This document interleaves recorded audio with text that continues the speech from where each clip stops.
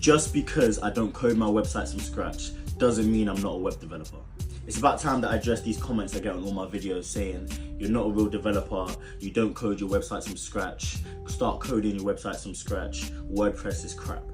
First of all, shout out to all my coders, shout out to all the people who know how to code. It's a very important skill, and I can code too, as I'm a software engineer full time. So yeah, if you're a coder, keep coding. But here's the thing, coding a website takes time, and when you've got clients like me, time is money. So I do not have the time to be coding all my websites from scratch all the time. Let's actually be real for a second. Do clients actually care about the technical side, about how you built the website and I coded this using React, I coded the back end of this?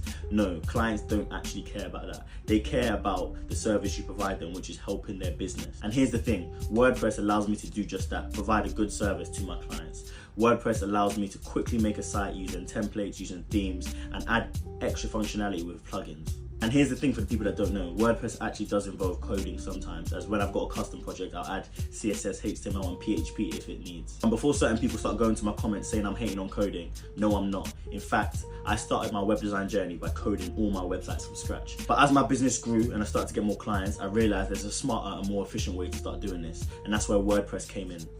So to all my fellow coders, keep coding, keep doing your thing. It's a very important skill. I'm gonna keep using a mix of WordPress and coding to help my clients thrive online. But yeah, keep commenting the hate, it shows that I'm doing something right, and follow for more web design tips.